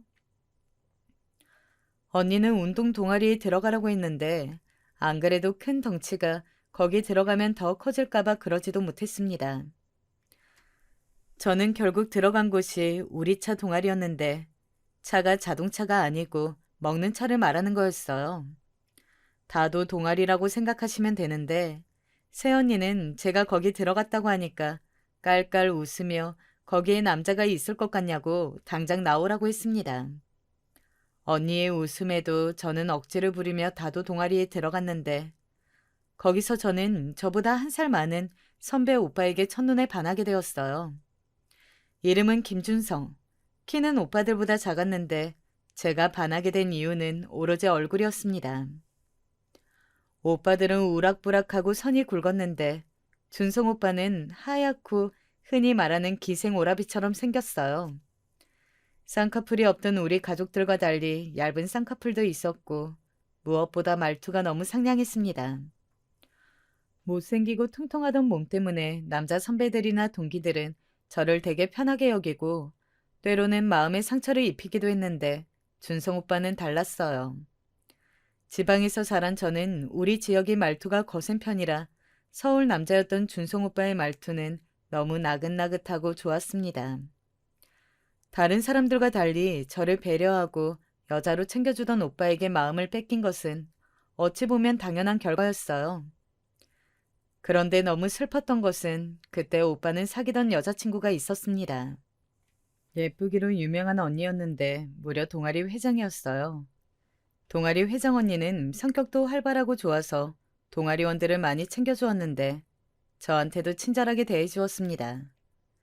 그래서 오빠에게 첫눈에 반했어도 저는 들이댈 수가 없었어요. 저렇게 천사 같은 언니와 사귀는 오빠를 그저 멀리서 좋아했었죠. 제가 이걸 새언니한테 말하니까 언니는 저한테 그래도 포기하지 말라고 대부분 대학생 커플은 금방 헤어지니까 때를 기다리라고 했습니다. 그래서 저는 새언니의 조언을 받고 그때부터 미친 듯이 살을 빼기 시작했어요. 짝사랑을 시작하니까 먹기도 싫고 저를 꾸미고 싶어져서 밥도 안 먹고 오로지 두유만 먹으며 다이어트를 하고 피부 관리도 받기 시작했습니다. 다행히 집에서 보내준 용돈이 많아서 그걸로 과일과 채소, 두유만 먹으며 운동도 진짜 열심히 했어요. 신입생 때라 동기들끼리 술자리도 많았는데 다이어트를 시작하고는 나가지도 않았습니다. 선후배 관계가 셌던 학과라 과 회식 참여가 필수였는데 앞서 말했듯 조폭같이 생긴 오빠들과 아빠 덕분에 빠져도 저에게 뭐라 하는 사람은 전혀 없었어요. 제가 다이어트를 시작하고 가족들의 반응은 너무 웃겼는데 아버지는 제가 그러다 쓰러진다며 다이어트를 반대했습니다. 오빠들도 제가 뺄 살이 어디 있냐고 했는데 저는 그런 반응을 뒤로하고 열심히 두유와 과일로 버텼어요. 마침 여름방학이 또 시작되어서 본가로 내려가서 식당 일을 자발적으로 가서 도왔습니다. 먹지는 않고 일만 하니까 나중에는 아버지가 식당 출입금지를 했는데 저는 식당에 가지 못하니 근처 제가 졸업한 초등학교에 가서 운동장을 뛰었어요. 한여름이라 푹푹 찌는 더위에 저는 달리다 쓰러져서 응급실에 가기도 했답니다. 응급실에서 깨어나니 엄마가 제가 태어나고 처음으로 크게 화를 내며 살 빼지 말라고 병원이 떠나가라 소리를 질렀어요. 오빠들도 다이어트를 하다 죽게 생겼다며 억지로 음식을 먹이려고 했지만 저도 고집이 황소고집이거든요. 매일 아침부터 밤에 잠들 때까지 가족들과 싸워가며 열심히 눈을 피해 먹지 않고 운동해서 결국 저는 객관적인 새언니의 반응에만 의존하며 살을 무려 10kg를 빼게 되었습니다. 응급실에서 소리 지르며 다이어트를 반대한 엄마도 살을 뺀 저를 보고 너무 좋아하셨어요. 아버지와 오빠들도 저를 보고 막상 뺀 것을 보니 뺀 게 낫다며 백화점에 데려가서 가방과 옷을 많이 사주었습니다. 새언니와 미용실에 가서 염색도 하고 만발의 준비를 하고 개강일에 맞춰 서울로 올라간 저는 아주 기쁜 소식을 듣게 되었어요. 무려 제 첫사랑 오빠가 여자친구와 헤어졌다는 소식이었습니다. 오빠는 언니가 동아리 회장이었으니 자기가 헤어지고 동아리를 자발적으로 나갔는데 저도 애초에 다도가 목적이 아니었으니 바로 동아리를 나왔어요. 그리고 오빠를 먼저 찾아갔는데 오빠는 저를 못 알아봤습니다. 저는 그런 오빠의 반응에 오히려 신이 났어요. 누구세요? 저 아세요? 오빠, 저예요, 성희. 제가 많이 변했죠. 뭐? 성이라고? 아니, 성이 맞아? 와, 왜 이렇게 예뻐졌어? 몰라보겠다. 방학 동안 살 많이 뺐어요. 오빠, 오랜만이에요. 이별의 아픔에 빠졌던 오빠를 저는 열심히 따라다니며 위로했고 결국 저희는 사귀게 되었습니다. 제가 드디어 사귄다는 소식을 새언니에게 알리자 언니는 저보다 더 기뻐하며 어떻게든 그 사람을 잡아 결혼하라고 했어요. 막내딸의 첫 연애를 알자 아버지와 어머니 그리고 3명의 오빠는 남자친구를 너무나도 많이 궁금해했지만 저는 보여줄 수가 없었습니다. 물론 우리 가족을 많이 사랑하지만 사랑하는 마음과 별개로 오빠가 보고 도망갈 수 있으니 어쩔 수 없었어요. 남자친구는 마르고 하얗고 전형적인 서울 사람이었는데 아버지 한 명도 아니고 문짝만한 오빠들까지 보면 누구라도 위압감이 들 수가 있으니 말이에요. 그렇게 우리는 연애를 시작했는데 저는 오빠와 어떻게든 헤어지지 않으려고 애를 썼습니다. 첫사랑은 이루어지지 않는다는 말이 있잖아요. 그 말은 저한테 통하지 않는다고 굳게 믿으며 연애를 시작했어요. 사귀고 나서 알게 된 사실은 오빠가 아버지가 계시지 않았다는 거였습니다. 시어머니가 혼자 계시는데 오빠는 또 외동이라 형제가 없었어요. 그래서 남자친구는 항상 저를 부러워했습니다. 대학이 서울에 있었으니 서울을 돌아다니며 연애했던 기억은 너무나도 즐거운 기억밖에 없어요. 물론 다른 연인들처럼 싸우기도 했지만 원래 다툼을 싫어하는 남자친구 덕분에 크게 싸운 적도 없습니다. 큰 소리 나는 것을 싫어하고 조용한 성격인 남자친구는 사귀기 전에 생각했던 것보다 세심하고 약간은 예민했어요. 그런데 저는 그런 성격이 싫지 않았고 오히려 더 좋았습니다. 평생을 산적 같은 사람들에게 쌓여있다 선비 같은 사람을 만나니 어땠겠어요? 그렇게 연애하다 남자친구는 군대에 가게 되었는데 저는 입대할 때 수료식은 무조건 따라갔습니다. 그리고 그때 남자친구의 어머니를 처음 보았는데 첫인상이 되게 강렬했어요. 일단 어머니는 남자친구를 낳은 사람답게 얼굴이 똑같았는데 매우 아름다웠습니다. 우리 엄마와는 달리 곱고 세련된 머리 스타일에 머리부터 발끝까지 치장한 게 드러나는 분이셨어요. 귀걸이, 브러치, 머리핀, 장갑, 스카프 등 할 수 있는 장식품은 다 하고 오셨는데 말투도 되게 고상하셨습니다. 특히 아직도 기억나는 것은 가슴팍에 달려있던 화려한 꽃장식 브로치였어요. 어디서 구한 건지 궁금할 정도로 화려해서 10년이 지나도 기억이 나요. 우리 아들 여자친구? 반가워요. 제가 서울 남자하고는 연애하고 있어도 서울 여자 어른을 만난 것은 처음이었는데 목소리를 들으니까 텔레비전에서 보던 그런 말투여서 놀랐어요. 서둘러 인사를 하고 몰래 힐끔거렸는데 어머니는 자세가 시종일관 꼿꼿했고 표정은 다양하지 않았습니다. 다소 차가운 인상에 도도한 말투라 어색했지만 이게 서울 사람이구나 싶어서 오히려 신기했어요.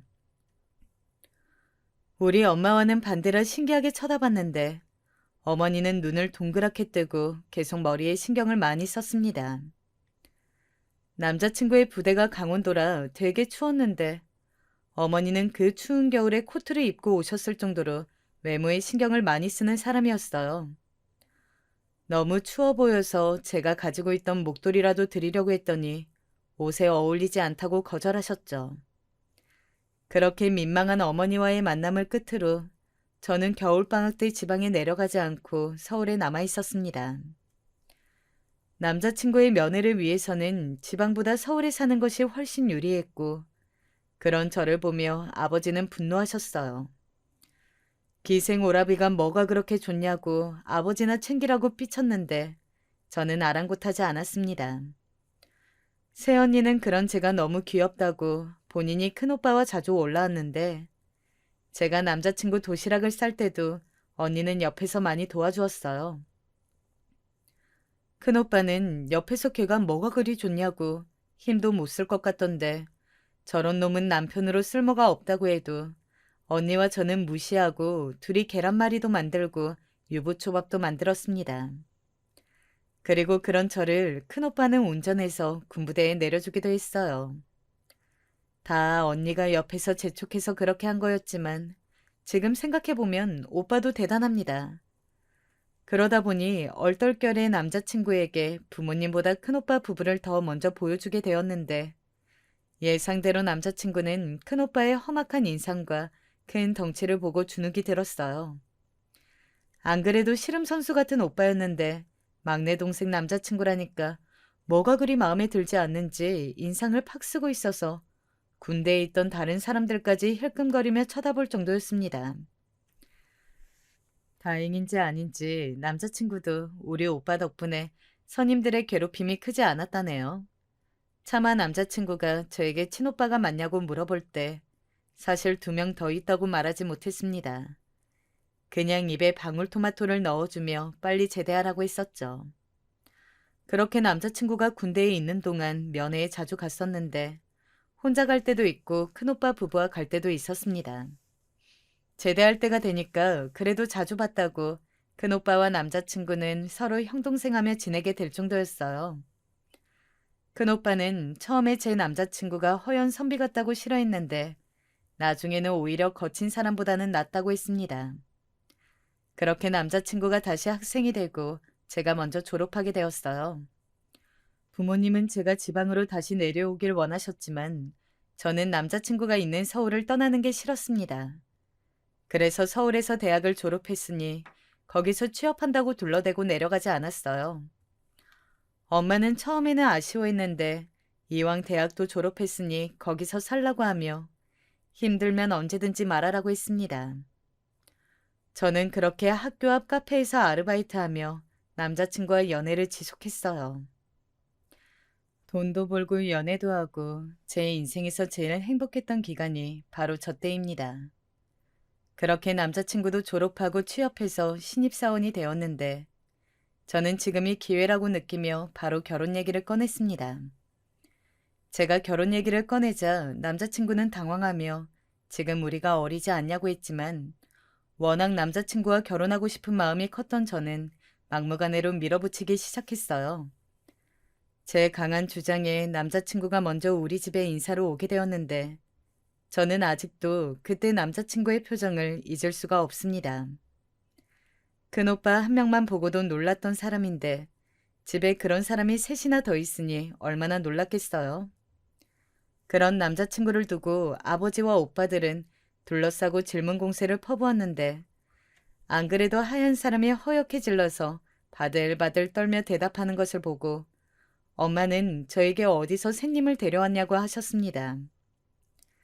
그래도 사람은 착하니 봐달라고 제가 사정했더니 엄마는 남친이 돌아가고 저에게 바람 피우거나 어디서 사고칠 관상은 아니라고 합격이라고 하셨어요.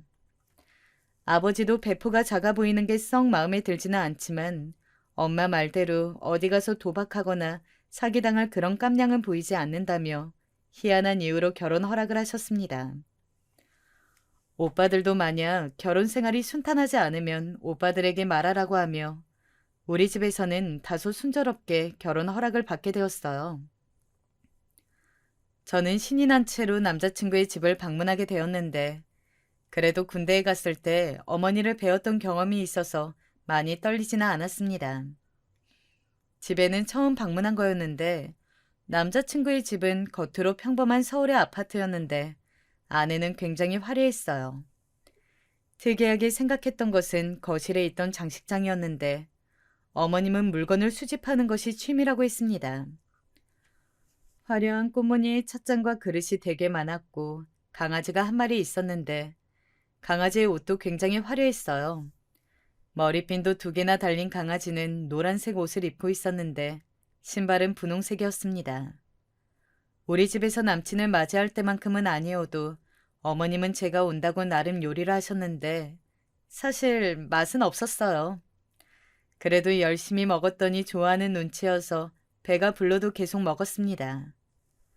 어머님은 우리 집에 대해 많이 물어보셨고 저는 있는 그대로 말씀드리니 여유 있는 것을 금방 눈치채시고 좋아하셨어요. 신혼집을 해줄 형편은 아니라고 하기에 제가 아버지가 결혼하면 서울의 아파트를 사주신다고 했더니 또 활짝 웃으시더라고요. 그렇게 어머니와의 인사도 끝나고 상견례는 서울에서 했는데 다행히 상견례는 아무 문제 없이 넘어갔습니다. 엄마가 저에게 시어머니가 될 사람이 홀시어머니라 아들에게 의지를 많이 할 것 같다고 걱정하셨는데 저는 그건 어쩔 수 없는 부분이라고 생각했어요. 남친이 워낙 좋으니 다른 것들은 전혀 문제가 되지 않았죠. 시어머니가 되게 겉으로는 교양 넘치시는 분이라 저런 집이면 식구들이 드세지 않을 거라고 설득했더니 엄마도 마지못해 인정하셨어요. 시어머니는 남들 눈을 되게 많이 의식하는 분이셨는데 결혼식장을 선택할 때도 무조건 화려한 곳으로 하라 하고 제 웨딩드레스에도 친정엄마보다 더 신경을 많이 쓰셨어요. 형편이 안 좋으니 결혼식 비용도 우리 집에서 내주었는데 꽃장식 추가도 하고 조명도 추가하고 본인의 한복도 어찌나 화려한 것을 고르던지 참다 못한 친정엄마가 저에게 불만을 표할 정도였습니다. 오빠들 3명을 결혼시키며 이미 결혼식 경험이 많았던 엄마에게 시어머니의 저런 거칠애는 쓸데없는 거였죠. 그런 엄마를 중간에서 중재하느라 어찌나 힘들었는지 몰라요. 한복 고를 때가 절정이었는데 시어머니는 본인이 신부 엄마의 한복 색깔인 분홍색을 입겠다고 고집하며 심지어 머리에 옛날에 왕비들이 쓰던 왕관 아시나요? 그걸 쓰겠다고 해서 한복집 사장님이 고개를 절레절레 흔들었습니다. 남편이 중간에서 뜯어말리고 제발 그만하라고 해서 겨우 진정시켰지만 이 일로 친정엄마는 시어머니를 좋게 보지 않게 되었어요. 시어머니는 저에게 심지어 성형수술을 권하셨는데 저는 장난인 줄 알고 웃으며 넘겼더니 진지한 시어머니의 눈빛에 할 말을 잃었습니다. 한 번뿐인 결혼식이고 저도 당연히 신경 쓰이긴 했지만 어째 시어머니는 저보다 더 결혼식에 진심이었어요. 신부인 저도 안 받는 피부 관리를 본인이 받았고 마사지까지 다니며 관리했습니다. 그런 시어머니를 보고 남편은 혀를 내두르며 자기 엄마지만 어릴 때부터 보이는 것에 너무 관심이 많다고 저한테 이해해달라고 했어요. 시어머니는 남편 몰래 자기 보톡스 주사를 맞게 해달라고 요구했는데 저는 그렇게 하면 시어머니와 가까워질 줄 알고 보톡스도 맞게 해주고 피부 관리와 전신 마사지까지 해드렸습니다. 시어머니는 제가 그렇게 하니까 좋아하며 저에게도 잘해주셨는데 그때까진 말투가 되게 상냥해서 저도 좋은 마음으로 해주고 점점 친해졌다고 생각했죠. 그런데 시어머니의 실체를 저는 결혼하고 알게 되었습니다. 저는 결혼하고 친정 부모님이 힘들게 살지 말라고 가게를 하나 열어주셨는데 제가 카페에서 일했으니 큰 카페를 하나 열어주셨어요. 2층짜리였고 직원도 고용해서 꽤 크게 운영했는데 매출이 생각보다 좋았습니다. 남편이 출근하고 혼자 집에 있으면 심심하니까 카페에 나가면 활기도 있고 손님들과 대화하는 것도 즐거웠어요. 시어머니는 혼자 집에 있으니 우리 카페에 종종 놀러 오셨는데 한 가지 꺼렸던 점이 본인이 사장님인 것처럼 행동했습니다. 친구들을 데려와서 같이 커피를 마시고 돈은 됐다고 하며 친구가 사장이라 좋지 말하더라고요. 굳이 거기 가서 어머님, 사장은 저예요. 하기에도 민망해서 그냥 넘겼습니다. 사실 저는 이 경우는 그럴 수도 있다고 생각했어요. 사람이라면 누구나 본인이 잘난 것을 보여주고 싶어 하니까요. 그런데 제가 놀랐던 점은 시어머니는 그렇게 친구와 대화하며 즐겁게 웃다가 그 친구가 돌아가면 저에게 방금까지 웃으며 대화한 친구들을 욕했다는 거였습니다. 아니, 저녀는 어릴 때부터 변하질 않아. 아휴, 진짜 자기 자랑을 어찌나 하던지 들어주기가 싫어. 아휴, 짜증나. 못생긴 게 예쁜 척은 얼마나 하는지 알아? 아, 보고 있으면 웃겨 죽겠어. 시어머니는 저렇게 모임이 있을 때마다 저에게 전화를 걸거나 직접 카페에 와서 친구들 욕을 그렇게 했습니다. 저는 시어머니가 나를 편하게 여기나 보다 생각하고 넘기려고 했는데 날이 갈수록 심해졌어요. 그래도 그때는 신혼이라 시어머니에게 그렇게 큰 신경을 쓰지 않았는데 남편과의 결혼 생활이 즐거웠기 때문입니다. 한 가지 문제가 있다면 남편과 저는 둘이 같이 살게 된 것이 너무 즐거워서 매일 야식을 먹었는데 그 야식이 문제였는지 저는 살이 찌기 시작했어요. 원래도 어려서부터 그렇게 마른 편은 아니었는데 남편은 만나려고 대학 때 죽어라 살을 뺀 거였잖아요. 완전히 저는 대학 신입생 때로 몸이 돌아가게 되었습니다.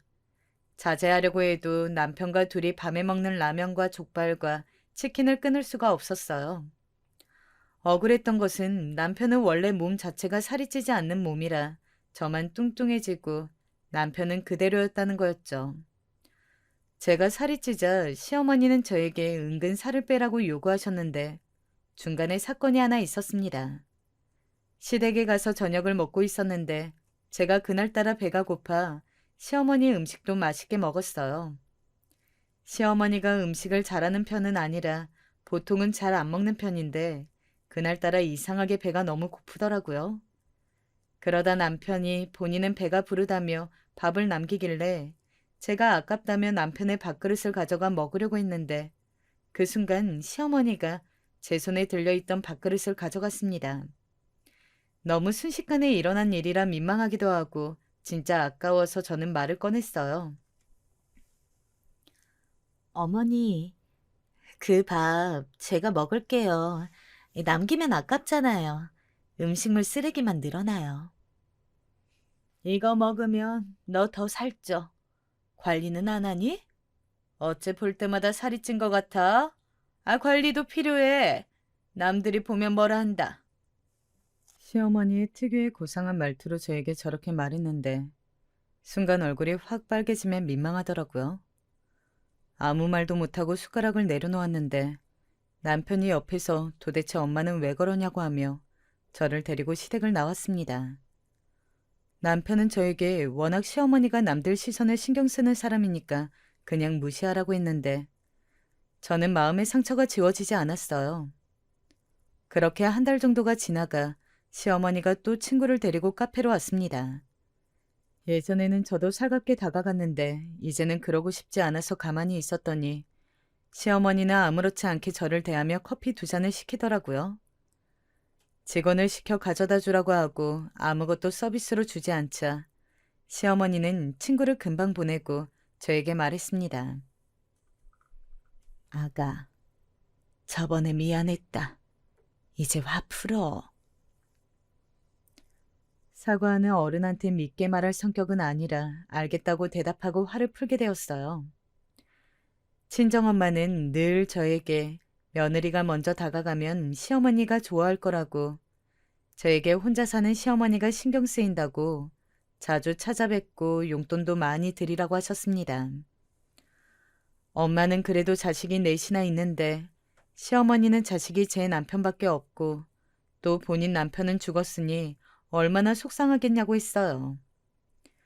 엄마 친구 중에 숙제 이모가 남편을 잃고 혼자 너무 외로워했다고 저에게 시어머니를 최대한 많이 챙기라고 하셨어요. 엄마처럼 가게를 하며 사회생활을 하는 것도 아니니 제가 이해하라고 하셨죠.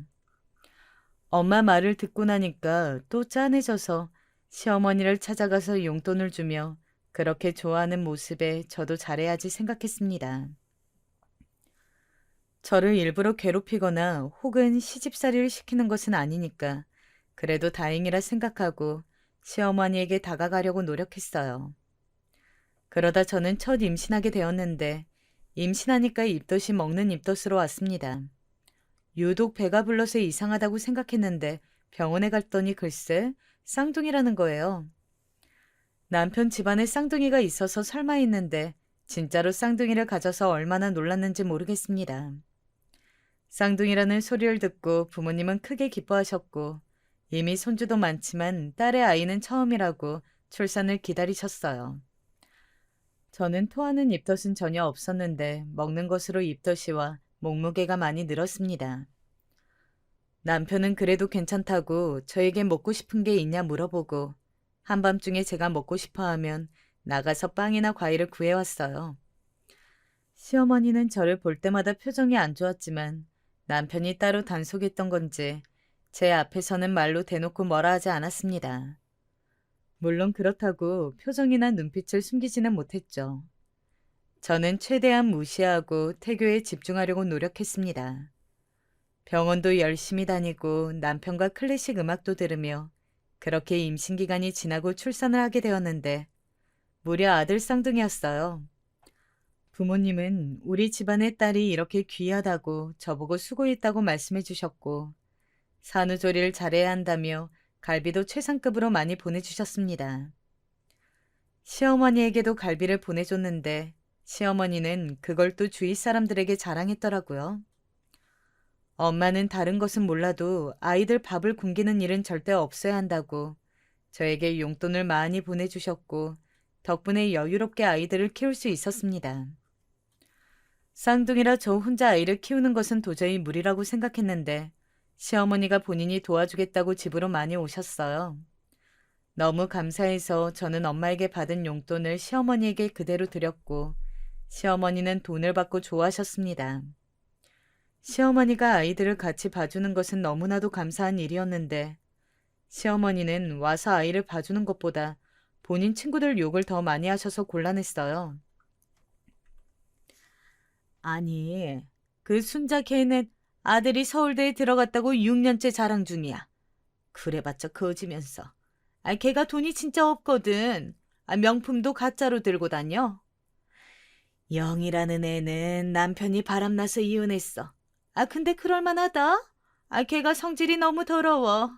어떤 남자가 그런 애를 감당하니? 걘 평생 혼자 살 팔자야. 준자는 그렇게 어릴 땐 예쁘더니 남자 복이 더럽게 없어. 집안이 잘 살면 뭐해?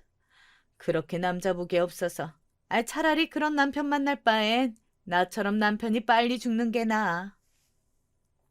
시어머니는 얼굴도 모르는 시어머니 친구들의 실명을 다 얘기하며 저에게 라디오처럼 아침부터 남편이 퇴근할 때까지 계속 욕했어요. 저는 안 그래도 쌍둥이를 돌보느라 힘든데 시어머니가 아이들을 보는 신용만 하고 자기 친구들을 욕하니 나중에는 그냥 우리 집에 오지 말았으면 싶었습니다. 그래서 남편을 시켜 육아 도우미를 고용했으니 시어머니가 그만 오셔도 된다고 했더니 또 뭐에 감정이 상했는지 한동안 우리 부부와 얘기하지도 않았어요. 제가 걱정되어 남편에게 말하면 저러다 풀리니까 지금을 즐기라고 했는데 그래도 어른이니까 먼저 연락했더니 시어머니는 알겠다고 하고 또 그렇게 춘자와 영애 아주머니를 욕하기 시작했습니다. 저는 시어머니가 집에 있으니 심심해서 그런 것 같아 일부러 시어머니에게 용돈을 주어 밖을 나가게 했는데 다행히 친구들 모임이 있을 때는 저에게 연락하지 않더라고요. 어쩌다 우연히 아이들을 데리고 집 주변 백화점에 갔다가 시어머니를 본 적이 있습니다. 친구들과 즐거운 시간에 방해되지 않게 그냥 모른 척 지나가려고 최대한 얼굴을 가리고 지나가는데 저는 시어머니의 목소리를 듣고 깜짝 놀랐어요. 어찌나 교양 있게 말하던지 제가 준 돈으로 산 진주 먹거리를 걸고 호호 웃으며 친구들과 얘기하는 모습을 보고 웃겼습니다. 그런데 저는 시어머니가 그렇게 웃으며 대화하는 사람이 바로 춘자와 영이라는 것을 알고 너무 놀랐어요. 예, 춘자야. 영희가 아까 한 말 못 들었어? 시어머니는 특유의 상냥한 목소리로 친구들에게 말했는데 저한테 그렇게 매일 먼년 전연하며 쌍욕을 하더니 앞에서는 세상 사람 좋은 척을 하더라고요. 사람이 어떻게 저럴 수가 있는지 제 상식으로는 이해하지 못했습니다. 그래도 친구들과 만나면 저에게 연락하지 않으니 일부러 돈을 많이 주고 연락을 피하는 날이 늘어났어요. 시어머니는 모임이 끝나면 전화를 해서 친구들 욕을 했는데 아이를 보느라 바빴다고 연락을 피해도 매번 전화해서 저를 괴롭게 만들었습니다. 그래도 최대한 남편과 두 아들에게 집중하며 친정에도 놀러가고 대학 동기들을 만나며 시간을 보냈어요. 아이들이 커서 어느새 3살이 되었고 저는 카페를 접게 되었습니다. 육아하며 카페를 한다는 게 쉽지 않아 내린 결정이었어요. 그래서 집에 있게 되었는데 제가 집에 있으니까 시어머니는 시도 때도 없이 찾아왔습니다. 저는 성격이 내성적이지도 않고 사람 만나는 것도 좋아해서 주변에서 시어머니가 그렇게 찾아오면 어떡하냐고 걱정해도 최대한 긍정적으로 생각했어요. 그런데 시어머니는 역시나 우리 집을 찾아와서 친구들 욕을 하고 제가 일부러 밖에 나가자고 하면 또 괜찮다고 둘러댔습니다. 제 착각일 수도 있는데 아마 남들 시선을 신경 쓰는 시어머니 특성상 제가 통통하고 못생겼으니 같이 나가기 싫은 것 같았어요. 예전에는 저를 데리고 친구들 모임에도 간 적이 있는데 확실히 신혼 때 살이 찌고 나서는 저를 데리고 어딜 가질 않았습니다. 시어머니 반응도 상처고 저도 몸이 무거워서 다이어트 시도를 많이 했는데 확실히 어렸을 때 안 먹으면 뺐던 것처럼 다이어트가 쉽게 되지 않았어요. 육아가 일보다 힘든 거 다들 아시죠? 아무리 먹지 않아야 살이 찌지 않는다는 것을 머리로는 알아도 힘든 육아를 끝내고 남편과 밤에 맥주와 안주를 먹는 것을 포기하는 것은 힘들었습니다. 독하게 마음을 먹고 일주일 동안 두유를 먹으며 3kg를 빼도 다음 주에 바로 다시 폭식하고 이런 과정이 반복되니 몸은 요요 현상으로 쉽게 빠지지도 않는 몸이 되었어요. 제가 너무 스트레스를 받으니까 남편은 자기는 괜찮으니 신경 쓰지 말라고 했는데 시어머니의 표정을 볼 때마다 다이어트 다짐을 했습니다. 부모님도 건강이 중요한 거지. 아이들을 키우는 것도 힘든데 뭔 살을 빼냐고 하고 오빠들도 새언니들도 저에게 육아가 훨씬 중요한 거라고 엄마가 행복해야 아이들도 행복하다고 했어요. 친정에서는 제가 힘들지 않게 도움을 많이 주었는데 시어머니는 만날 때마다 저를 위아래로 보며 한숨을 쉬니 당연히 눈치가 보였습니다. 그럴 때마다 그래도 남편이 왜 그러냐고 막아주어 다행이었어요. 시어머니는 제가 용돈을 많이 주니까 그건 마음에 들었는지 저에게 대놓고 말하진 않았습니다. 그러다 어느 날, 그날은 아이들의 유치원 입학식이었어요. 입학은 아이들이 하는데 남편과 제가 더 긴장해서 종일 정신이 없어서 잠에 일찍 들었는데 전화벨이 울려서 보니까 시어머니였습니다. 받지 않으려고 했는데 아무리 안 받아도 계속 울리고 아이들과 남편은 자고 있으니 후딱 받고 끝내야지 생각하고 베란다로 나가 혼자 전화를 받았어요.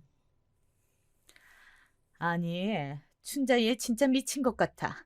거지 같은 년이 이번엔 나한테 뭐라고 했는지 알아? 영희 그년도 진짜 문제야. 저는 어떤 급한 일이 있나 싶어 받았더니 역시나 시어머니의 친구들 욕이었어요. 듣기 좋은 소리라도 3번이 넘어가면 듣기 싫은데 시어머니는 도대체 언제까지 저럴지 머리가 아팠습니다. 저는 안 되겠다 싶어 나중에 남편에게 들려주며 제발 시어머니를 말리라고 하려고 녹음을 시작했어요. 제가 대꾸하지 않아도 혼자서 열심히 친구들을 욕하는 시어머니 전화를 녹음하고 저는 너무 피곤해서 이만 끊겠다고 하고 억지로 끊고 잠들었습니다. 그리고 다음 날 남편에게 말하려고 했던 것을 까맣게 잊고 아이들을 챙기느라 바빴어요. 확실히 유치원에 들어가니 어린이집과 조금 달라서 적응하느라 어떻게 시간이 지나갔는지 모르겠습니다. 그 과정에서 시어머니의 연락도 고의가 아니라 진짜 정신이 없어서 받지 못했는데 시어머니는 본인을 무시한다고 화가 단단히 나셨어요. 친정엄마에게 말하니 그래도 어른이니까 저보고 가서 풀라기에 아이들을 데리고 찾아갔는데 이번에 화가 제대로 난 건지 저를 무시하는 모습에 속으로 이번은 좀 세다고 느꼈습니다. 제가 열심히 기분을 풀어주고 일어서는데 저한텐 나지막이 시어머니가 이번 주 주말에 친구들 모임이 있다고 말하더라고요. 저는 그 말을 듣고 모임 장소가 어디냐고 물어봤더니 집 근처 백화점에서 만나기로 했다기에 용돈을 드리고 집에 나왔습니다.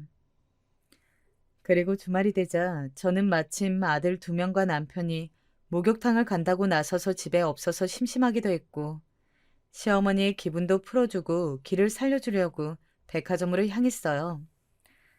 다소 충동적인 행동이었지만 그래도 시어머니가 기분 좋길 바랐죠.